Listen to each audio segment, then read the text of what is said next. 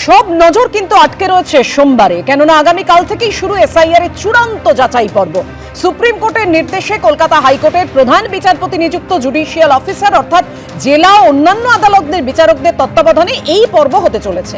আর এর পাশাপাশি নজরে রয়েছে আমাদের আপনার আমার স্বাস্থ্যের দিকেও, কেননা হজমে সমস্যা হচ্ছে, বারবার বমি হচ্ছে, জ্বর হচ্ছে, কাশি হচ্ছে, রোটা ভাইরাস নয় তো? কি বলছেন চিকিৎসকরা? অবশ্যই সেই পরামর্শ আপনাদের সামনে রাখবো, কিন্তু তার আগে যে কথা বলছিলাম যে শুরুতেই সুপ্রিম কোর্টের নির্দেশ মেনে যে প্রধান হাইকোর্টের বিচারপতির নেতৃত্বে যে বিচারকরা কাজ করবেন এসআইআর পর্বে, সেই নিয়ে আলোচনা করব। স্টুডিওতে আমাদের সঙ্গে অতিথিরা রয়েছেন, আর এই পর্ব নিয়ে একেবারে এই মুহূর্তের আপডেট পেতে আমাদের সঙ্গে রয়েছেন আমাদের দুই প্রতিনিধি, অনির্বাণ বিশ্বাস এবং সুদীপ্ত আচার্য। সুপ্রিম কোর্টের নির্দেশ মেনে কাল থেকে যে চূড়ান্ত যাচাই পর্ব শুরু হচ্ছে, একেবারে দফায় দফায় বৈঠক, তৎপরতা তুঙ্গে। কি হচ্ছে এই মুহূর্তে, অনির্বাণ?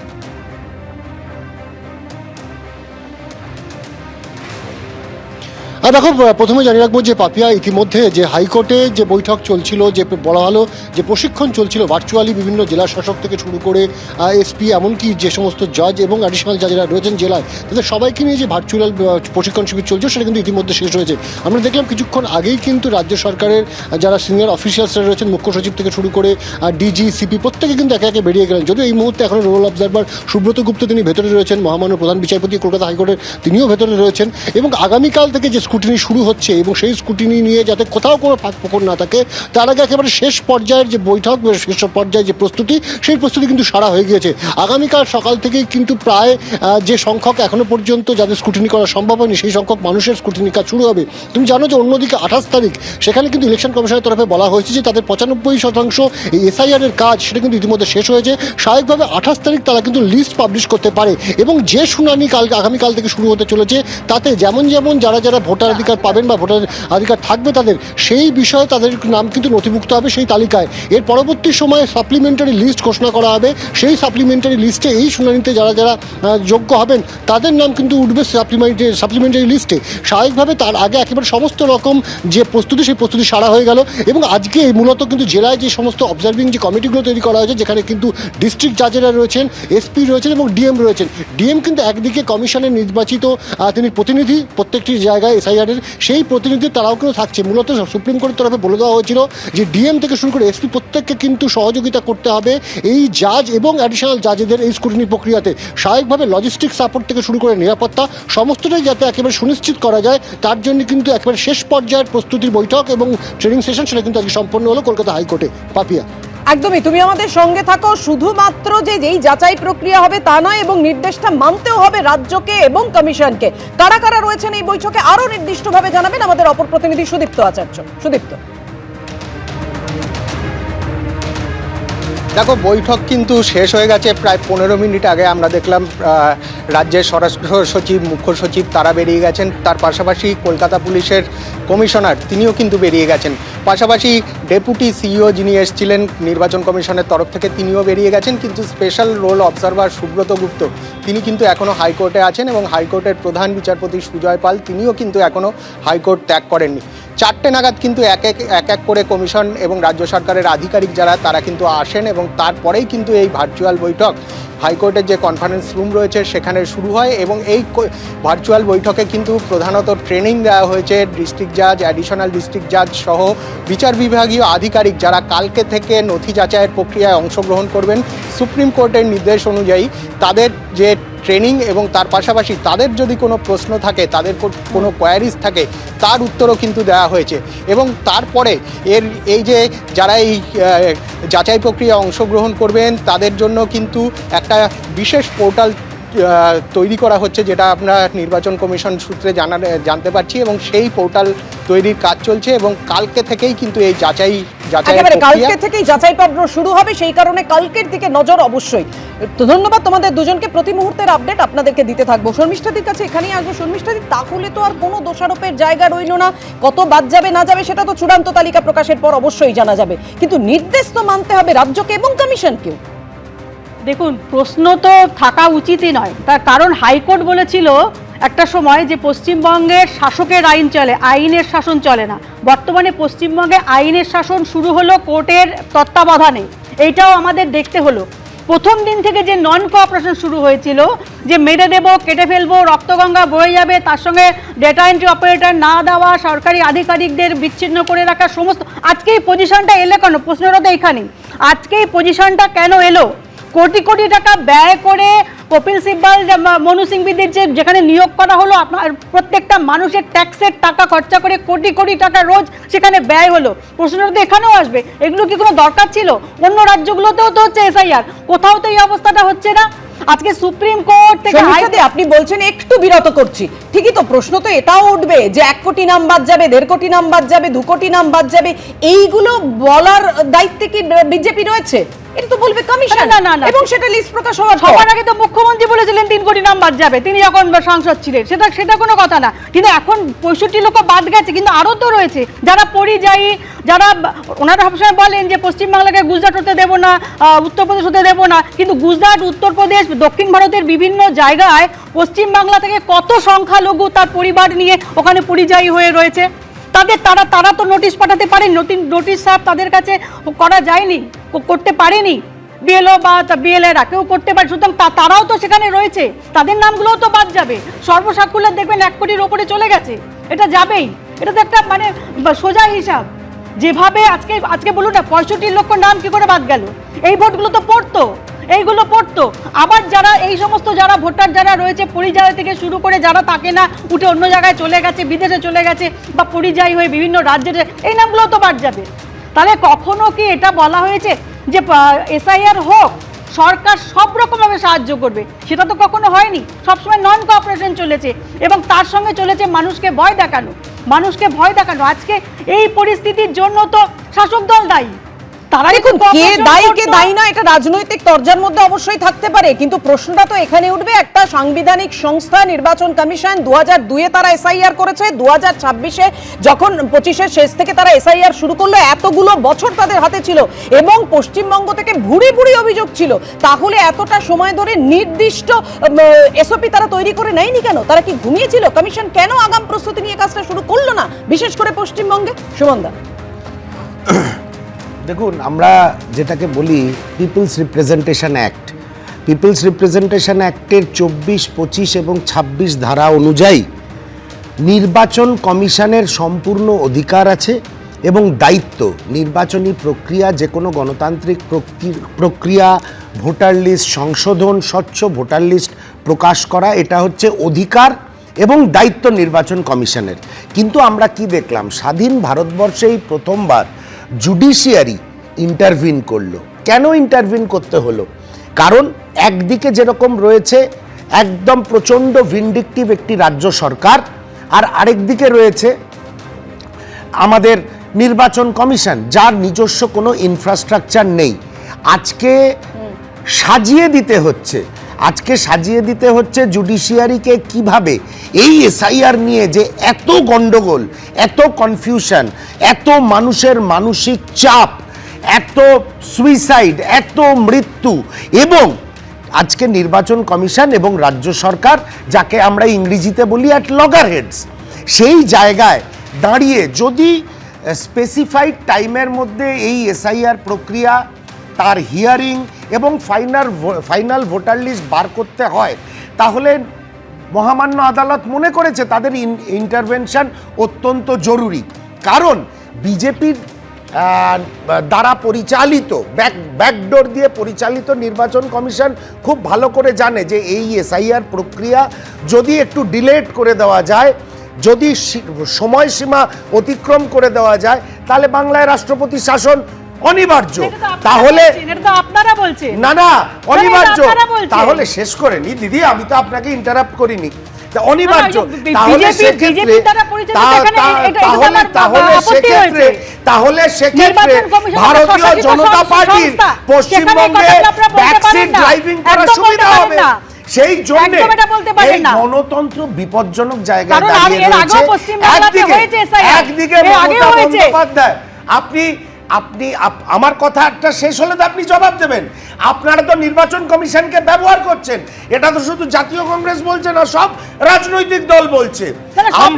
শুনুন দিদি, একটা কথা বলি, আমরা এসআইআর এর বিরোধী নই, জাতীয় কংগ্রেস এসআইআর এর বিরোধী নয়, কিন্তু যে প্রক্রিয়াতে কোনো ইনফ্রাস্ট্রাকচার নেই, প্রপার প্ল্যানিং নেই, যে প্রক্রিয়াতে এই এসআইআর প্রক্রিয়াটা এই আঞ্চলিক দলগুলোর হাতে হোস্টেজ হয়ে গেছে, সেটার দায় কে নেবে? সুমনদা বারবার বলছেন যে গণতন্ত্র বিপজ্জনক অবস্থায় রয়েছে। আমি বললাম সেই কারণেই তো সর্বোচ্চ আদালতকে বলতে হচ্ছে যে নিরুপায় হয়ে, এবং এই শব্দগুলো ব্যবহার করতে হচ্ছে যে এক্সট্রাঅর্ডিনারি সার্কামস্টেন্সেস, একেবারে সংবিধানের 142তম ধারা উল্লেখ করে বলতে হচ্ছে টু ডেলিভার কমপ্লিট জাস্টিস।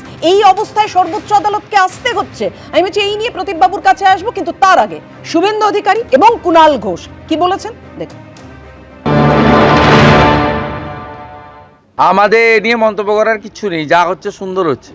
28 তারিখে একটা ভোটার লিস্ট বেরোবে, তারপরে যারা সন্দেহজনক তাদের সাপ্লিমেন্ট লিস্টে নাম আসবে, কিন্তু সাপ্লিমেন্টারি লিস্টে নাম আসতে গেলে 3টা কাগজ দিতে হবে। সুপ্রিম কোর্ট যা করেছে, এক্সেপশন যেমন তেমনি একদম টাইট করে দিয়েছে। 3টে কাগজ আপনাকে দেখাতে হবে, আপনি ভারতীয় আপনাকে দেখাতে হবে, আপনার ডোমিসাইল সার্টিফিকেট আপনাকে দেখাতে হবে, আপনার 18 বছর হয়ে গেছে আপনাকে দেখাতে হবে।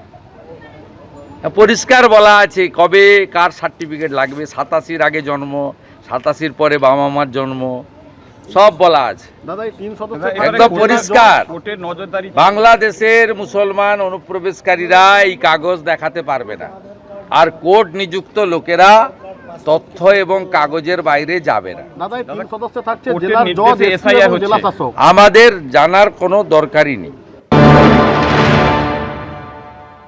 মাননীয় মমতা বন্দ্যোপাধ্যায় এবং আমাদের দল বারবার যেটা তুলে ধরেছে যে ওই জাতীয় নির্বাচন কমিশন যে পদ্ধতিতে যাদের দিয়ে রাজনৈতিক উদ্দেশ্য প্রণোদিতভাবে বিজেপির হয়ে পক্ষপাতদুষ্ট কাজ করে মৃত্যুর মিছিল উপহার দিয়েছে, হয়রানি উপহার দিয়েছে, বাংলার মানুষকে একটা ভয়ঙ্কর অস্তিত্বের সংকটের আতঙ্কে ফেলে দিয়েছে। তো এবং যে পদ্ধতিতে তারা কাজ করছিলেন, যে পথ তৈরি করছিলেন, অন্য জায়গা থেকে আনছিলেন, আমরা আপত্তি করেছি। মাননীয় মুখ্যমন্ত্রী মমতা বন্দ্যোপাধ্যায় নিজে সওয়াল করে আপত্তি করেছেন, এবং তারপর সুপ্রিম কোর্ট কিছু নির্দেশ দিয়েছেন, সেটা কলকাতা হাইকোর্টে এসছে এবং কলকাতা হাইকোর্ট সেই অনুযায়ী ব্যবস্থা নিয়েছেন। রাহুলদার কাছে আসবো। রাহুলদা, রাজ্যের প্রতিও কিন্তু সর্বোচ্চ আদালত সন্তুষ্ট হতে পারেনি। তারা উল্লেখ করছেন মাননীয় বিচারপতিরা যে দোষারোপের পালা চলছে, এই পরিস্থিতি কেন তৈরি হবে? একটা এসআইআর হচ্ছে না। প্রথম কথা, আমাদের পুরো সম্পূর্ণ আস্থা আছে বিচারকদের প্রতি।